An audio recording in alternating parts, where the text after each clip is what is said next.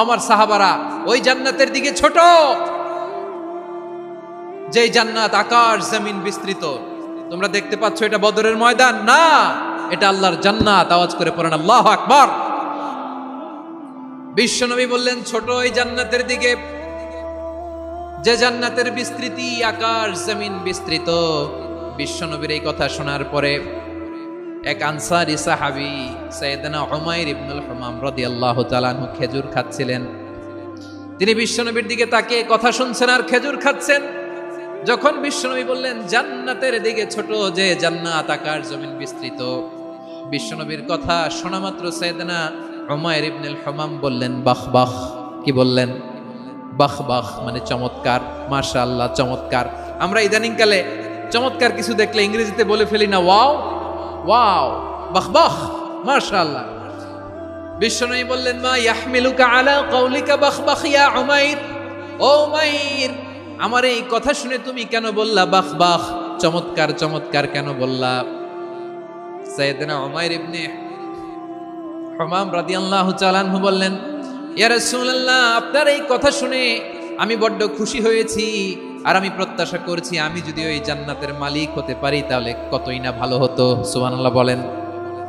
বিশ্বনবী বললেন ছোট ওই জান্নাতের দিকে, যে জান্নাত আকাশ জমিন বিস্তৃত। আপনার এই চমৎকার মুখনিসৃত কথা শুনে আমার হৃদয়ের মধ্যে জান্নাতি হওয়ার বাসনা জেগে উঠলো, এজন্য বলেছি বাহ বাহ, আমি যদি ওই জান্নাতে যেতে পারতাম কতই না ভালো হতো। উমাইরের কথা শুনে বিশ্বনবী বললেন ঠিক আছে উমাইর, জান্নাতে ঢোকার জন্য, এই জান্নাতের অধিবাসী হওয়ার জন্য যেহেতু তোমার এত আকাঙ্ক্ষা, আমি বলে দিলাম আনতা মিন আহলিহা, তুমি আল্লাহর ওই জান্নাতের অধিবাসী হবা। যাও উমাইর, তুমি ওই জান্নাতের অধিবাসী, ওই জান্নাতে তুমি ঢুকবা, তুমি জান্নাতি। তার মানে সহজ কথায় তুমি জান্নাতি। সুবহানাল্লাহ বলেন।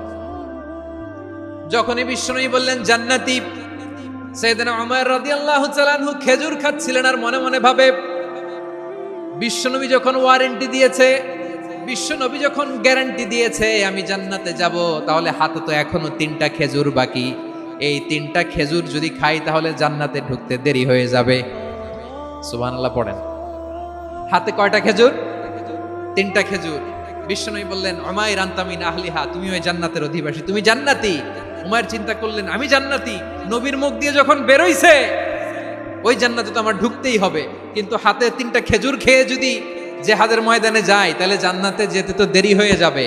এই চিন্তা আসা মাত্রই খেজুর 3টাকে তিনি ছুঁড়ে মারলেন, তলোয়ার বের করে আল্লাহু আকবার বলে বদরের ময়দানে ঝাঁপিয়ে পড়লেন।